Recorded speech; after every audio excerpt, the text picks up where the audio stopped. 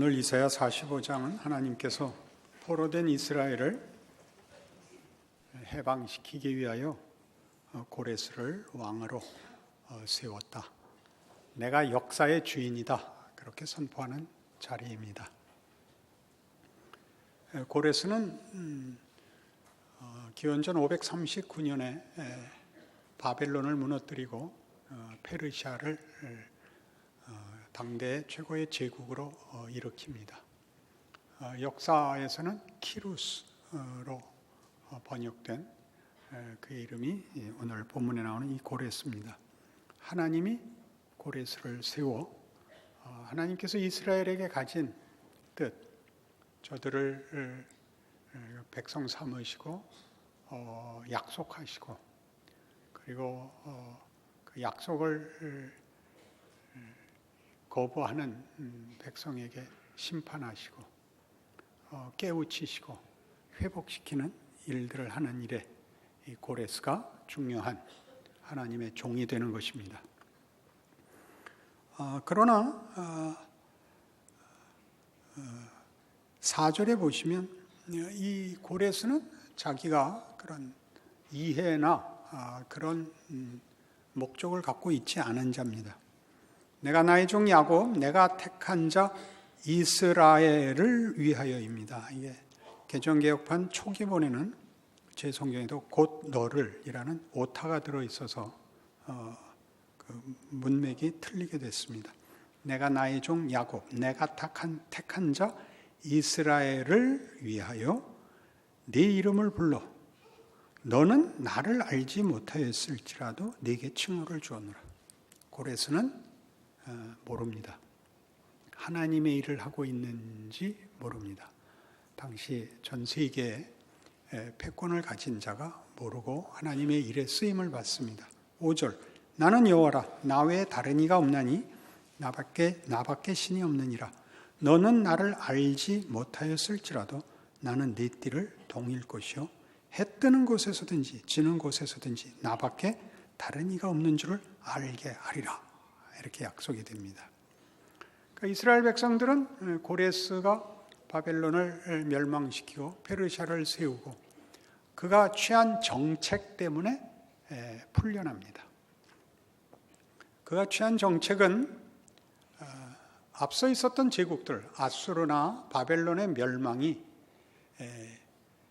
권력으로 강제하는 나라로는 오랜 세월을 버틸 수 없다는 걸 알게 되어 취한 유화 정책입니다.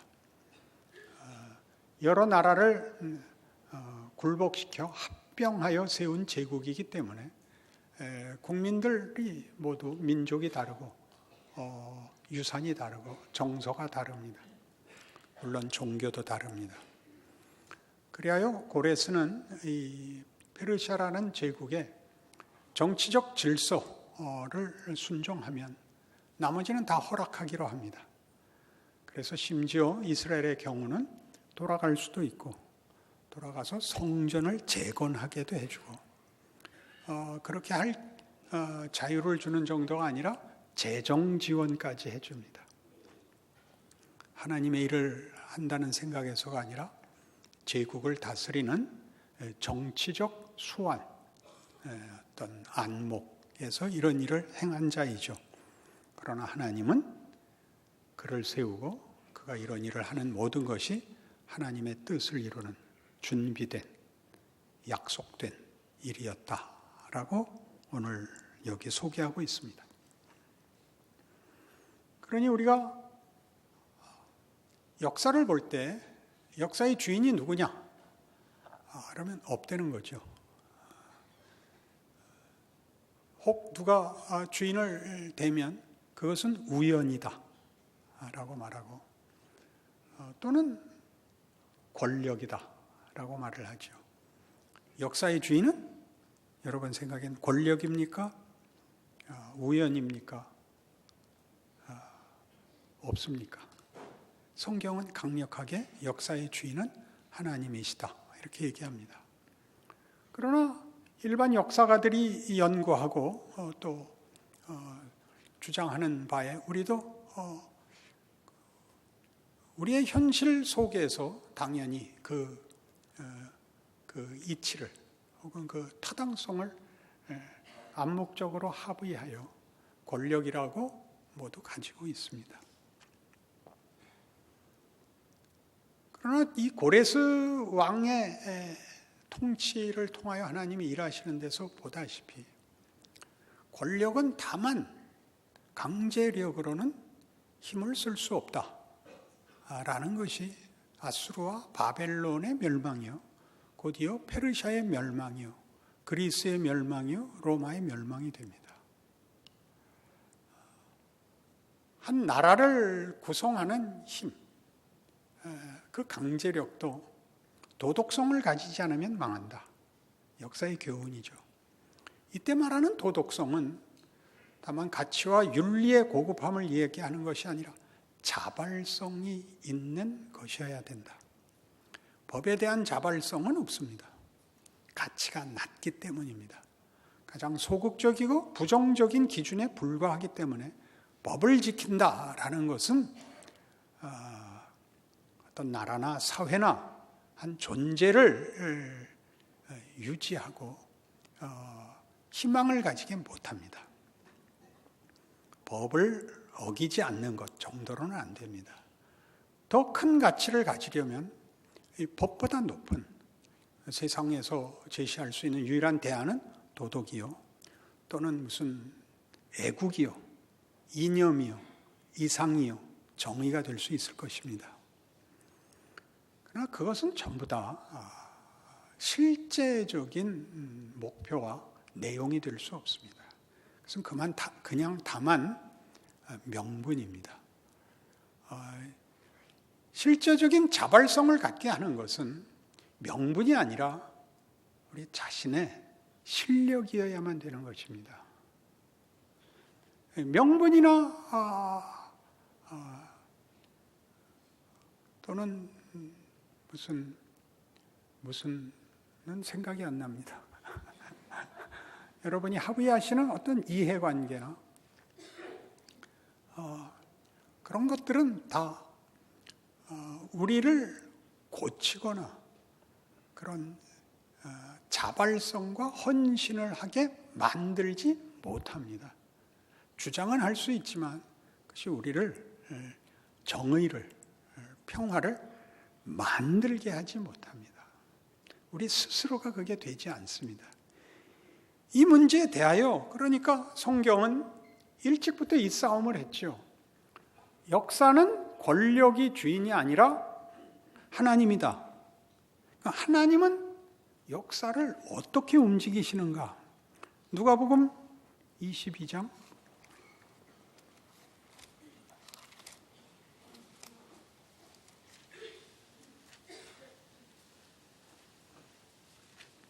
24절. 또 그들 사이에 그중 누가 크냐 하는 다툼이 난지라 예수께서 이르시되 이방인의 임금들은 그들을 주관하며 그 집권자들을 은인이라 칭함을 받으나 너희는 그렇지 않을지니 너희 중에 큰 자는 젊은 자와 같고 다스리는 자는 섬기는 자와 같을지니라. 앉아서 먹는 자가 크냐 섬기는 자가 크냐? 앉아서 먹는 자가 아니냐? 그러나 나는 섬기는 자로 너희 중에 있노라. 너희는 나의 모든 시험 중에 항상 나와 함께한 자들인즉 내 아버지께서 나라를 내게 맡기신 것 같이 나도 너희에게 맡겨 너희로 내 나라에 있어 내 상에서 먹고 마시며 또는 보좌에 앉아 이스라엘 12지파를 다스리게 하려 하노라. 세상에서는 권력이 위에 있다. 내 나라에서는 그렇지 않다. 권력은 섬기는 것이다. 너희는 내 모든 시험 중에 항상 나와 함께 있었던 자들인즉 너희가 보상받을 것이다. 이렇게 얘기합니다. 나의 시험 중에 항상 같이 있었던 자들, 그들이 제자들인데 뭘 봤을까요? 역사의 주인이 권력을 갖고 있지 않다는 것을 보았습니다. 우리는 예수님께서 공생애를 시작하기 직전에 받은 시험 속에 나온 이 시험을 다룬 적이 있습니다.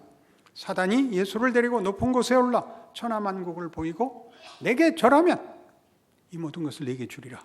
사단아 물러가라. 다만 내 아버지께 경배하며 그를 섬길지니라 였었습니다. 그러니 하나님이 일을 하신다는 걸 알고 있어야 됩니다. 역사는 권력에 휘둘리는 것이 아니라 그 속에 하나님이 일을 하고 계시는데 하나님은 섬기고 계십니다. 모든 경우, 모든 존재, 모든 시간, 모든 장소에 하나님이 일을 하고 있습니다. 고레스는 모릅니다. 그는 하나님의 일을 하고 있습니다. 여기가 기독교인들이 걸려 넘어지는 턱이죠. 우리의 불만은 뭐죠? 예수가 역사의 주인이시고 역사를 뒤집으러 오셨고 구원하러 오셨고 교회가 세상 앞에 복음과 구원과 하나님의 증거이고 영광이고 실체이고 우리 신자들이 하나님의 손길인데 하나님이 권력을 주시지 않는다는 사실입니다. 우리는 지는 자 같고 우리는 망하는 자 같고 우리는 없는 자 같습니다. 역사의 주인이 오셨고 역사를 구하러 오셨으나 역사가들은 세상은 예수를 역사에서 빼어놓고 얘기합니다. 죽는 신은 필요 없거든요. 세상의 권력에 지는 신이 무슨 신이겠는가 라고 생각을 했죠. 그래서 예수의 부활을 얘기하면 흔히 하는 얘기대로 음모론이 되는 겁니다. 음모론이란 컨텍스트와 텍스트가 분리되면 음모론이 나옵니다. 그 정황에서 그 내용은 구라가 되는 컨텍스트와 텍스트가 분리가 되면 그것은 거짓말인 것입니다. 죽음을 부활로 반전시켰다. 구라죠. 죽음은 끝인 겁니다. 그러니까 구라죠. 예수 믿는 건 구라입니다. 그러니 예수도 구라입니다. 그게 역사가 하는 저들의 이해이죠. 우리는 그게 구라가 아니라는 걸 어떻게 알죠? 내가 믿는데요. 여러분 모두가 여러분이 믿습니다. 여러분이 여러분의 믿음이 시원치 않음에도 불구하고 여기 나와 앉아 있는 겁니다. 3년이 돼도 설교 말씀은 이해가 가지 않습니다. 그러나 다른 교회는 못 갑니다. 왜요? 다른 교회 가면 깁니다. 어떡할 겁니까? 차라리 이런 데다 차라리를 붙여야 되는 게 얼마나 참으로 삼삼한 현실입니까? 차라리 욕을 먹을지언정 빨리 끝나는 게 낫다.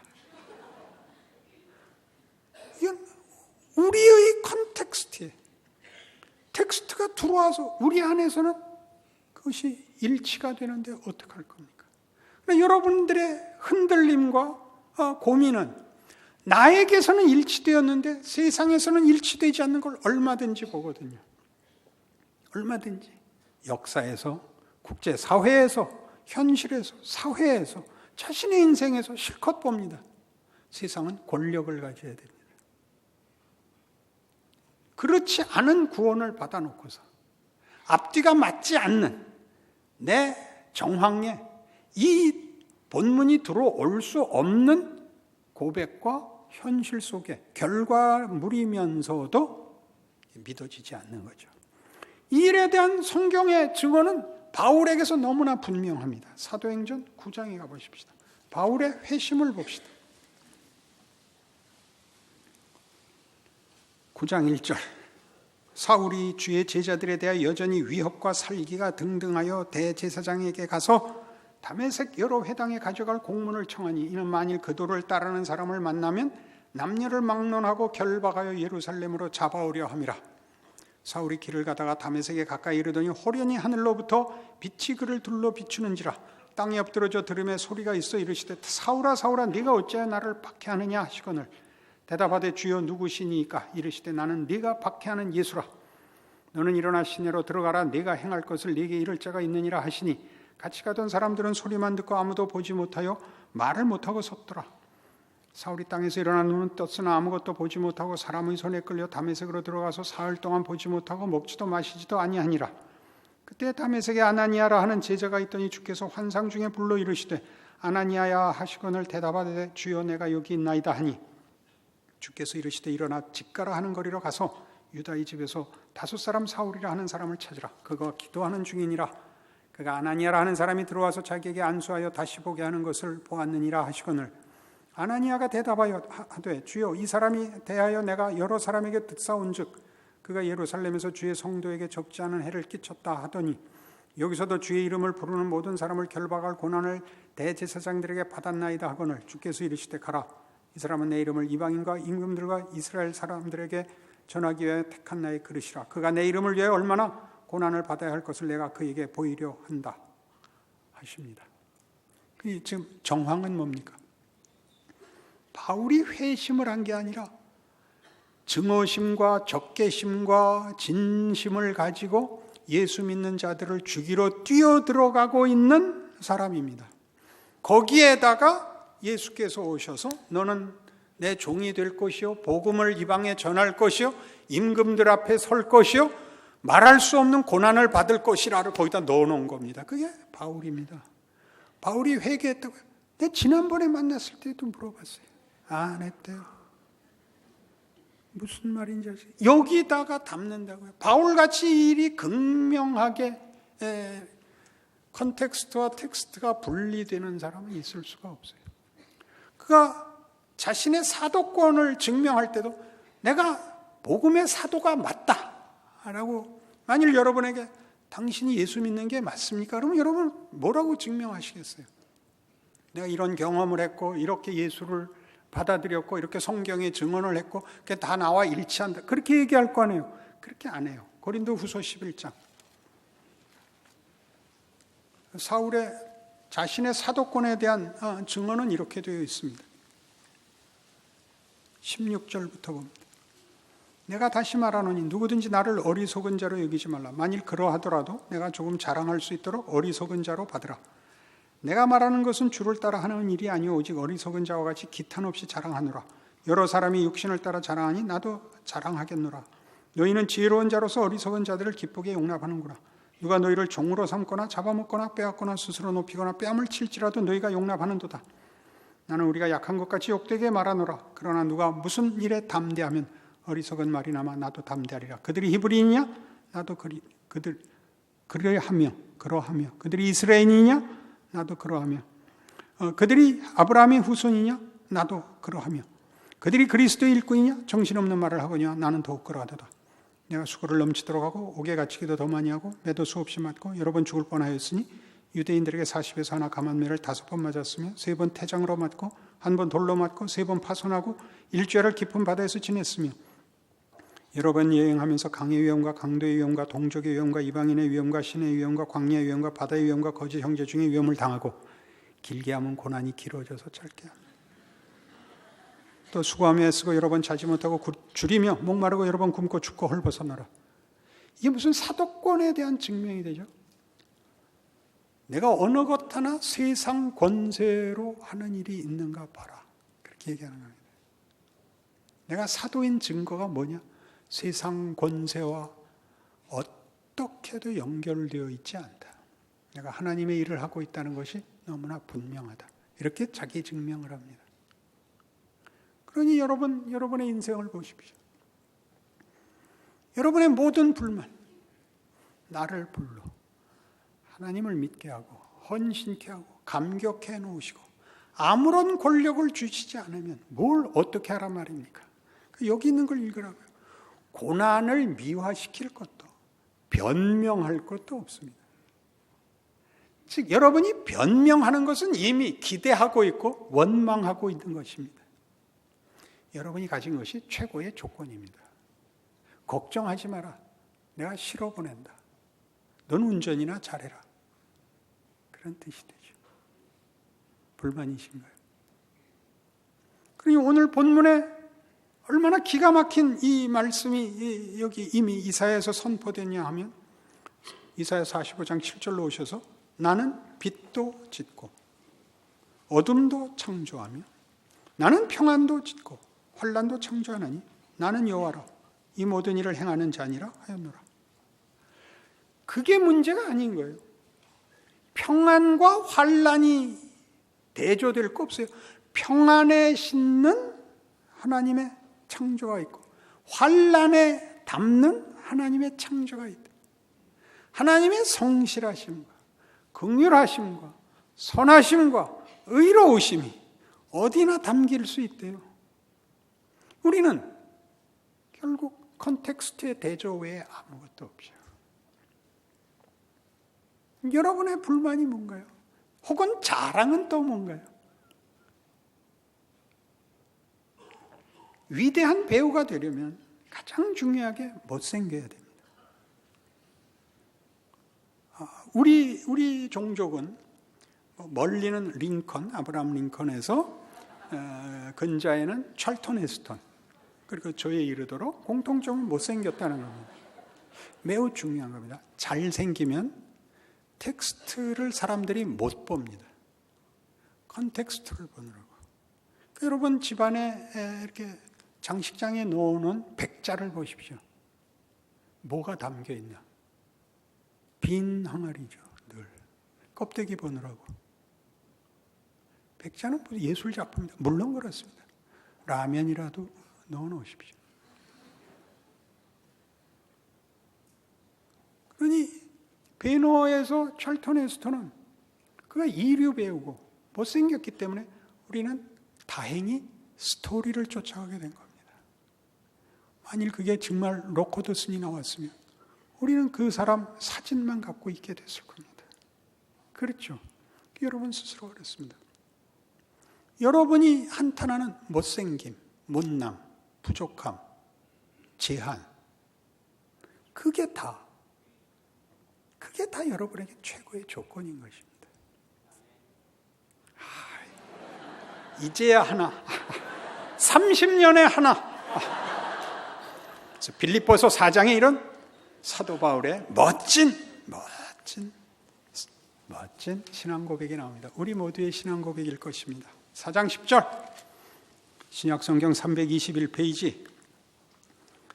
내가 주 안에서 크게 기뻐하면 너희가 나를 생각하던 것이 이제 다시 싹이 남이니 너희가 또한 이를 위해 생각은 하였으나 기회가 없었느니라. 내가 궁핍함으로 말하는 것이 아니니라. 어떠한 형편이든지 나는 자족하기를 배웠느니 나는 비천에 처할 줄도 알고 풍부에 처할 줄도 알아. 모든 일 곧 배부름과 배고픔과 풍부와 궁핍에도 일체의 비결을 배웠노라. 내게 능력 주시는 자 안에서 내가 모든 것을 할 수 있느니라. 이제 알겠죠? 무슨 정황이라도 상관없다. 나는 텍스트다. 내가 본문이다. 내가 조명받아야 되고 내가 빛나야 되고 내가 우월할 필요 없다. 내게 다른 권력이 필요 없다. 내가 본문이다. 그렇게 얘기합니다. 어느 정황이라도 들어갈 수 있다. 성경은 우리의 이 신앙 고백만 받아내는 게 아닙니다. 하나님은 이렇게 선포했죠. 다시 이사야 45장 8절. 하늘이여 위로부터 공의를 뿌리며 구름이여 의를 부를지어다. 땅이여 열려서 구원을 싹트게 하고 공의도 함께 움돋게 할지어다. 나 여호와가 이 일을 창조하였느니라. 하늘아 복을 쏟아라. 땅아 복을 싹 틔워라. 내가 명령하노라. 나는 창조자 너희 하나님이니라. 아멘입니다. 여러분이 당하는 인생과 역사와 어떠한 현실 속에도 이 창조주가 주인이십니다.